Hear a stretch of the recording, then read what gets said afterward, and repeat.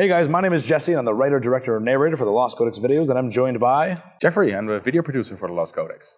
And we are about to go into an interview with two awesome Blizzard developers. We've got Steve and Frank. Steve is the lead narrative designer for World of Warcraft, and Frank is a technical director, producer. More of the questions are more lore-based for Steve, of course, but we do have some questions that are more systems-based, like the tech of the tower and talking about AI from the islands being brought into Battle for Azeroth and stuff like that. So we definitely have some juicy questions. So we're just going to dive right into the interview with Steve and Frank. Let's go.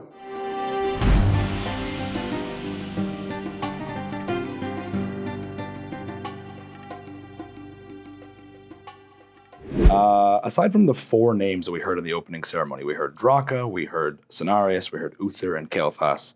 Will fallen heroes or characters who've fallen or have passed on, will they be a common reoccurrence in the Shadowlands, whether it's minor roles or major character roles? And if so, could you drop any new names, if possible?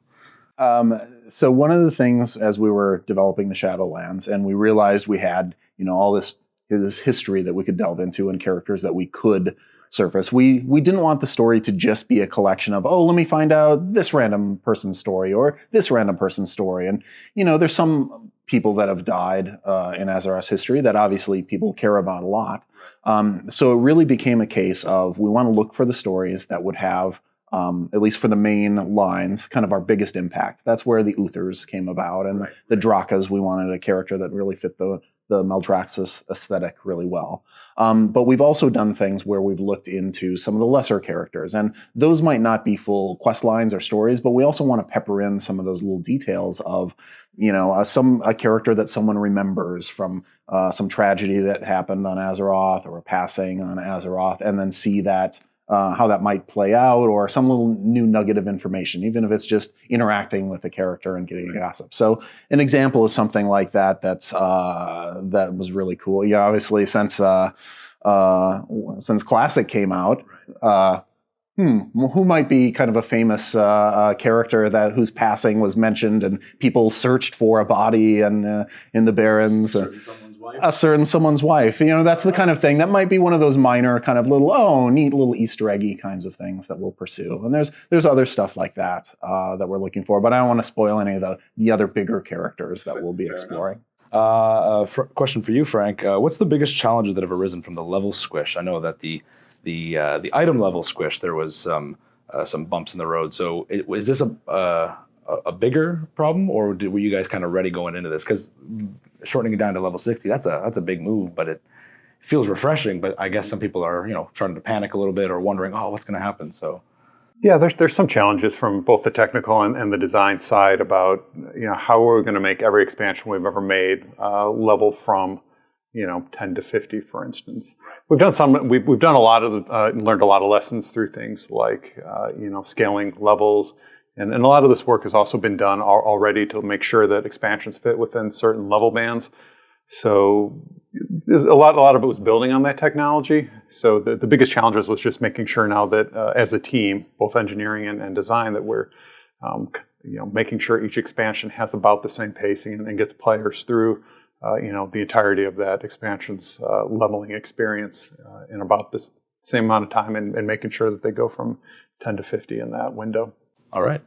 What's some of the sort of inspirations that have been drawn upon for the new zones? I know coming up with new zones is always, you want to make sure it differs from nothing else you've seen in Azeroth. So what's some of the inspirations, whether it's both aesthetically or from the tech aspect, that you kind of incorporate with these new expansion starting zones? Mm-hmm. Well, one of the most exciting things about the Shadowlands is that it is a new place, somewhere we haven't seen before, and our first foray into one of the big realms on our cosmology chart. So we wanted a mix of brand new stuff, but we also wanted to root it in some familiar things. There's, Death's influence has been on Azeroth for a long time. And so there were things that we wanted to tap into and either, show a new expression of, or kind of hint at some of the origins of the version of it we've seen on Azeroth. Now, what's the primal version of that, the more realized version of that? And so, for example, the Valkyr were such an integral part of the Lich King story and in the Halls of Valor. And so we knew we wanted to tell the roots of that power, that kind of the entities who ferry souls from one place to another. And we wanted to show the origins of that. So we drew inspiration from what we'd done before, but did it in a much grander way. Same with the Scourge of Maldraxxus, or how the Scourge influenced the landscapes of Maldraxxus. And we see where that power comes from, even though it's a different use and purpose in the Shadowlands. But then, new things as well. And we started thinking about what are some of the kind of classic, either images of death from films or books and that kind of classic inspiration. And that's where things like Revendreth came from, where we really wanted to get that gothic kind of horror vibe. So it was really just like the whole team getting together and kind of riffing on things that resonated with us and either things we've seen before or wanted to express in some way, and then kind of boiling those down to like some very cool, distinctive ideas that we felt we could act on in a very new and unique way that added something to kind of the universe of Warcraft. In Battle for Azeroth, the AI system was further advanced for the island expeditions, and it was really cool to see going through the islands and suddenly being surprised by the enemy team, and not just being a group of NPCs to take down with as easy as other NPCs. Will we see that AI continue into the new expansion, and what are some of the sort of situations we'll see this sort of intelligent NPC style come into play? Any technology, once it's developed, becomes a tool in our kit. So when the right time comes along to be able to use it again, we absolutely have it available. With islands, there were two pieces of technology that we implemented. One of them was that companion AI. The other one was the procedural aspect and spawning. The one we've heavily invested in is actually this one, the procedural spawning, and we're using that a lot in Torghast. Right. The ability to kind of have a hallway that you think you may have seen before, but looks completely different because it's spawned with different creatures, with different treasures. So that's, technology is something we develop and we can grow, and where it makes the most sense for design to utilize going forward, we'll make those decisions. Going back to the Halls of Valor for a moment, we learned that Odin gave his eye to some unknown entity in the Shadowlands. What role will that entity or even Odin play in the Shadowlands, if you can hint at that? Because there's a lot of Halls of Valor feel from just the little demo that I did. So, there is, and that is a story that comes into play. So, what we're going to find out as we explore the mysteries of the Shadowlands, and we find out more, for instance, about the jailer, and we will discover that he's had a group of like-minded allies that have worked with him kind of throughout our timeline. Some of them doing things very far back in history that are only now coming to fruition, or that were part of a larger plan. And so that bargain with Odin a long time ago was with one of the someone who was doing things on behalf of the jailer, we'll come to find out, and that there was a specific reason that they wanted that keeper's eye and what it could do for them. So I think fans will be excited to see how that plays out. Again, don't want to spoil the particulars of it, but that's an example of the types of threads that we've had kind of planted in our history that are tying into this expansion, and we're super excited to get to pay some of those things off. With Odin being mentioned, Helia obviously comes to mind, and one of those plot lines was continued through Islands. We know that she's active. I assume Helia is going to be involved in some way, and one of the questions we actually got submitted to us was, is Helia a part, or was she a part of a covenant, or does she have a different role? If so, will Helia at all be involved? The question was specifically about her being part of a covenant, but I have my own thoughts on that. But anything you can comment on our old gal Helia? What I would say is that in adventuring in the Shadowlands, you'll find out what that deal was between her and Sylvanas and what it was for, what the purpose was, and you'll find out that that lantern that she had, what that purpose was really for, and it might not be what people anticipated it would be. Right. Okay, good to know. Allied race unlock requirements are specifically reputation locked with certain, whether it's in Legion or Battle for Azeroth. Will that be incorporated into the leveling procedure for 10 to 50 for new players, Or will it be easier for old players who, let's say, just never went and got the Lightforge rep, the Void Elf rep? Will it be a little bit easier to get, or at least incorporate into the new technology of the leveling? Yeah, I think when we run into a situation like this where maybe content isn't as relevant anymore, but it's required to unlock something, we often revisit like what is the right decision to make. And so this is one of those where we're going to look at does this still make sense as the primary means to unlock allied races, and we'll make a decision. Alrighty.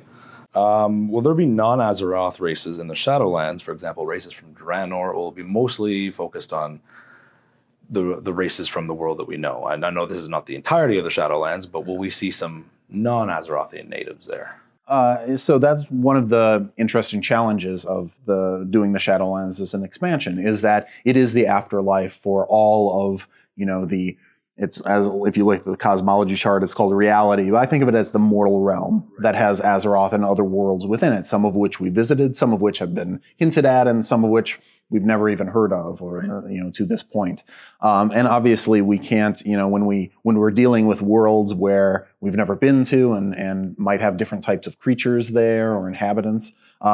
We can't just envision, all these infinite number of models and things like that. Our artists, only have so much time to do these things. But that is worked into the story. And kind of what happens is, if you come to the Shadowlands and you encounter a soul that was mortal, if it's something that you don't recognize, there is a kind of amorphous shape that it'll take on, because you, as an Azeroth person, you don't have any frame of reference for what that is. And so you kind of see that.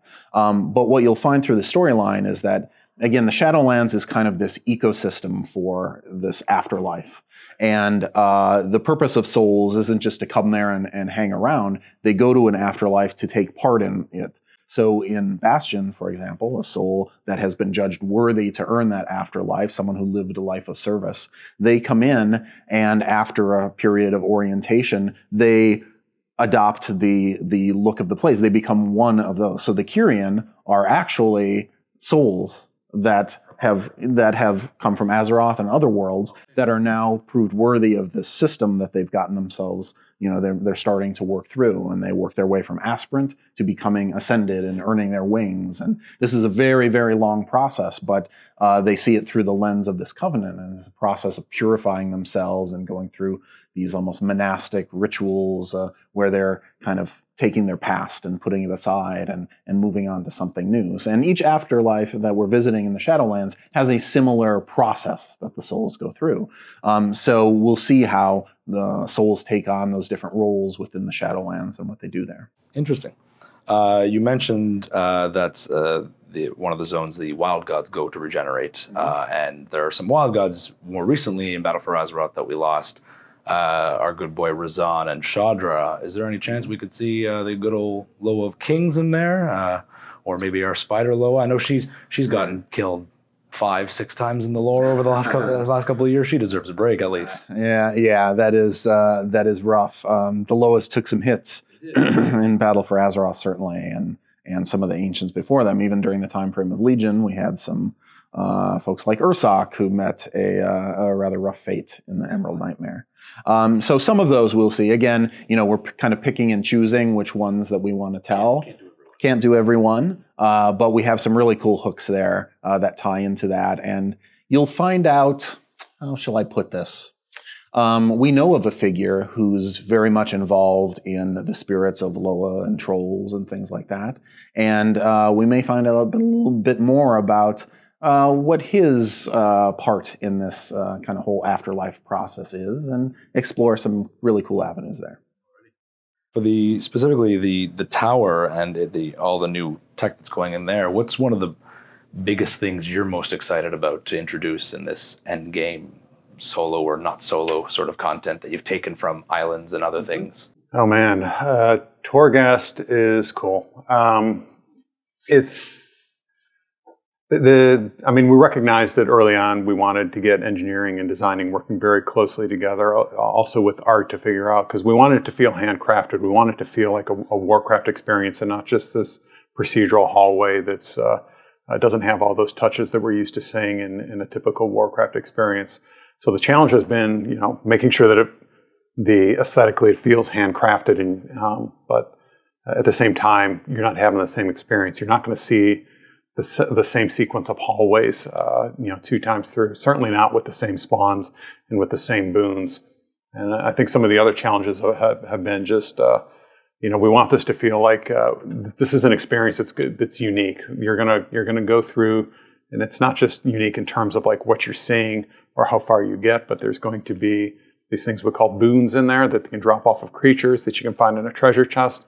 You can pick up a boon and it'll give you a choice. It'll say like, hey, would you like 15% more health or 10% more damage? And you have to make a choice. And there's hundreds of those. So it can be a thing like be invisible to specific creatures. Like there's a whole host of various types of boons that you can come across, and they're going to influence your decision to or how you're going to play through that particular experience of Torghast. So it's not just the environment, but it's you, the player, that is going to change every time you go through there as well.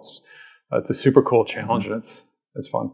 Yeah, I think to add on to what Frank said, Torghast is an example of how all the disciplines on the World of Warcraft team come together to tell stories, because design might have come up with some of the initial ideas of wouldn't it be cool if there was this tower and we worked our way through it and it was constantly changing and challenging you in different ways. And engineering, instead of saying like, oh, that's too complicated, they're like, man, that's a really cool idea. How do we make that happen? How do we leverage technology we have? How do we make new stuff? And art was like, man, that's a really cool idea. Well, how do we do that and still maintain the aesthetic that we have on the WoW team? And so it's really been a collaborative process between all the disciplines on the WoW team and our sound team, going like, how do we make this cool and creepy and add in new things to it that we haven't seen before? So it's really a fun example of a process of how everybody's committed to telling really great stories and having really great adventures, and everybody does their part in it. Yeah, I think the Maw itself is this unfriendly place, the likes of which we've never seen in the Warcraft universe before. And one of the really interesting things is we're as Warcraft players, we spent 15 years of, we go to a dungeon the first time and it's cool and it's creepy like Waycrest Manor, and then we go a second time and we're a little more we're a little bit cautious, but we know our way around. But by a few times in, we become a little familiar and maybe feel a little safe. And Torghast definitely takes care of that, because you will never see the same thing twice. So you kind of go in and there's a bit of a creepy vibe just not knowing what's around the next corner. That's amazing. On that note, you said that there wasn't a timed aspect to Torghast, but is there a limited amount of chances per day, or will there be a timed option for those involved, like who love mythics and stuff like that? Will there be an option maybe at a later point? Your progression, how far you get is going to be until Torghast gets too tough and kicks you out, basically. Like you'll hit an end point. And we're trying to figure out the right cadence, whether it's a week or whatever, like that you're going to want to go in and get your maximum amount of that you can out of Torghast. Okay. Kind of backtracking a little bit on the races in Shadowlands, are any of the races we're going to meet, whether you can say or not, are any of them native to the Shadowlands specifically, or are they all taken on that form because they got there, like the Kyrians? No, so if you think of a place like the Firelands, right? The Firelands has a lot of creatures that are of fire magic. Their very nature is fire. Shadowlands is based on death magic. So there are creatures within the Shadowlands that are of death magic. And if you think of them in that elemental sense, it kind of helps like put that in perspective. Because I know, for a lot of people thinking of death, they don't always think of it as this cosmic force. They think of it as the end of life. And so there are creatures within all the realms that we'll be visiting, the zones that we're going to, that were put there to facilitate part of the process of what that zone is about. So, for example, in Bastion, the little owl guys, the stewards, they are native beings of the Shadowlands. Think of them as kind of creatures of death. And so Bastion knows that these aspirants, these Kyrian who are coming through and going through this process of being aspirant, earning their wings and all that kind of thing, that they need people to take care of their surroundings and to maintain the forges and make sure the kind of constructs that are in there that they keep running and all that kind of stuff. And so it manifests the stewards to do that job. In Revendreth, there's these little dredgers there that kind of rise out of the primordial muck of Revendreth, again, to serve the place. And if there was a tree and it collapsed and it killed 100 dredgers, sometime later, the Shadowlands would manifest 100 more drudgers to come in and do the work that they needed to do. So it is definitely a mix of native creatures as well as the souls that come in and then undertake some role within the Shadowlands. Right. Okay. With Argus the Unmaker in his spell IDs, he was called the Death Titan. Will Argus, whether he's alive in any way or not, have any influence? And specifically, with Argus now out of the picture, or at least for now, do demons go to the Shadowlands when they die now? Are demons part of this, or are they still on their own different cosmic level? So one of the, again, looking at our cosmology chart, we established certain guidelines, and one of them has been that, if a demon is on Azeroth, if it's outside its home realm, and you kill it, it goes back to the Twisting Nether, and then it would recoalesce and come back. And what Sargeras was trying to do was shortcut that process, and he was using the World Soul of Argus to kind of make his own resurrection engine that would make it a much more reliable and faster process. And that was one of the things he wanted to do there. So that same principle applies to beings of other sort of magic influences, whether it be the void or the light. They kind of go back to their own realm. So the Shadowlands is specifically made for mortal beings. So it's made for mortal souls to cross over and go into the process of that ecology of death, if you will. So the Burning Legion still goes back. It still follows the same general guiding principle, and demon souls go back to the Nether. Unless you kill them there, in which case they would earn their kind of true end of existence. But even then, their kind of energies go back into it. And so likewise, in death, if you're in Bastion, and again, your little steward is running around and something collapses and kills him, and the steward's name was Joe, Joe's gone because he died within his realm. But a different steward, Jane, will come up and take his place. So those are kind of the rules that we go by. There's not a steward named Joe or Jane. There are opportunities here. I don't want to promise anything. Right. We'll see what we can do. They have a little different naming aesthetic. Right. Quick question for Frank about new class combos. The allied races can now be Death Knights.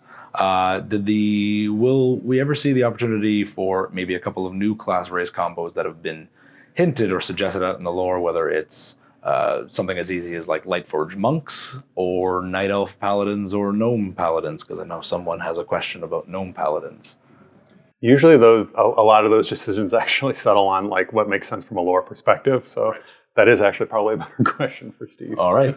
Yeah, it's one of those things. Obviously, we know how to do it. And it's just a matter of, is it the right time to do it? Does it make sense? Legion felt like a good time with some of the class halls coming in, that we added things like gnome hunters, when mechanical pets and all that kind of stuff. So there was kind of a supporting both fiction and just kind of like a confluence of new creatures we were making and things like that it was like, oh, this is a cool opportunity. So, will you ever? There's always the possibility when it makes sense that we will absolutely do some stuff like that. But, that said, we do also like the idea of certain races not having access to every class. So it's just a matter of what feels right at the time. So.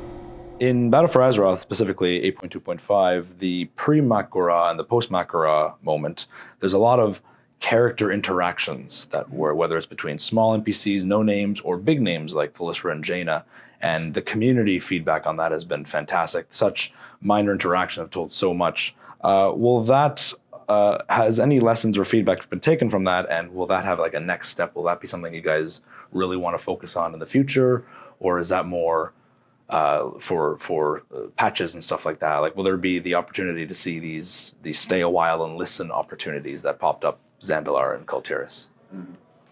That was something that was really fun. We kind of started that in Argus, in the Argus patch, when we had all these characters, and kind of the origin of it was, we were having Ilaria Windrunner come back, and Verisa had gone to help look for her, and we'd done the Marksman Hunter artifact quest line, and I used Verisa there, and that story. And that's one of those things like, we just said, you really want to see these characters talk about these things that they've been going through, and that doesn't necessarily lend itself to, let's go on a quest and collect 10 bear hides, and along the way we'll talk, So we just said, well, what if we just do it as an interaction? And that was really successful there. We had a bunch of those, and we seeded some of those into early BFA. They were a little rarer, but on those occasions where we wanted to go a little more in depth into someone's motivations. And after the Makara felt like a perfect time to do some of that.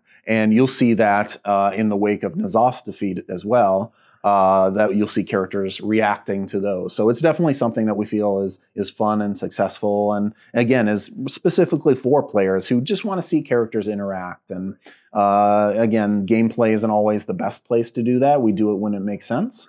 But especially as you're kind of, coming to the conclusion of storylines, those are really good places to kind of embed those conversations and see them play out. I guess last one, very quick question. Are allied races on the table for Shadowlands later on, or was that more of a Battle for Azeroth feature? Allied races are something we know fans like and is really cool. Again, it's one of those things that we want it to feel thematically appropriate. With a lot of the races that we encountered through the course of BFA or, at the end of Legion, there were just some natural fits for like, hey, we've got this big war building up on both sides. Both sides want more reinforcements, and they've met people along the way. It makes sense for them to kind of recruit those things. And the initial story of the Shadowlands doesn't have that same kind of hook to make it a natural fit, but it's absolutely something that we'll look at, and we'll see how players react to certain races. So it's certainly not off the table. It's just not something that we're focusing on in the launch of the expansion. All right. Well, thank you very much, guys. I'm very excited for Shadowlands, and I cannot wait. Thank you guys for answering our questions. Thanks. These are awesome questions. Thank you very much. All right, guys, we just got out of an interview with Frank and Steve, and that was awesome. We had a lot of questions answered. It was our first time interviewing both of them, and Steve really gave us a lot of juicy lore details in there. Wasn't able to spill the beans as much as we wanted, but as expected, because all the new stuff is still fairly new. But we got a couple Argus questions in there, a couple of Wild God questions, and we even got an answer. Not the answer I wanted about certain class race combos. Sorry, Jeff. I'm so sorry. But we got an answer. Gnome Paladins one day. Maybe one day. One day soon, GM. And we should have had a third camera in the far corner just to zoom in on Jeff. And, like the single tier. Sad grayscale, rose petals falling on that one moment.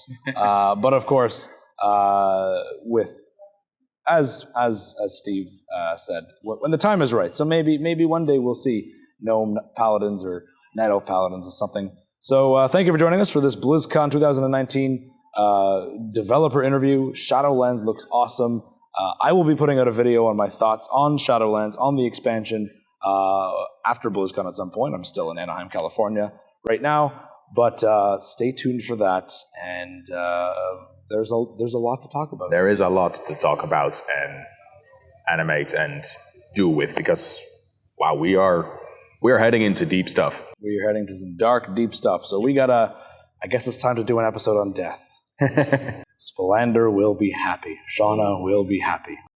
And with that, guys, we are done with our BlizzCon developer interview. We'll definitely be back next year, providing Blizzard graces us with a media pass and an interview opportunity. Thank you to Blizzard, thank you to Josh Allen and Aramis for getting us this opportunity to talk to Steve and Frank. Very awesome. And thank you to Zillions for putting us in contact with them, our brand manager. And of course, a special thank you to our 4 moderators, Latest, Chandran, Spalander, and Ashura. They put in the works.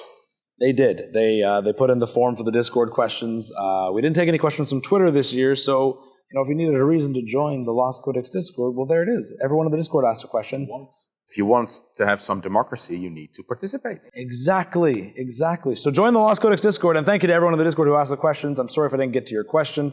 We're only given about half an hour of time, and we got to set up the cameras and stuff like that. And so we can't always get everything we want answered, but we tried our best. So hopefully, BlizzCon 2020, we'll be back with another developer interview. Maybe we'll have one before then. Maybe we can, Josh Allen, if you're watching. This is me requesting. This is it. All right, guys. Thank you, and we'll see you next time. See ya.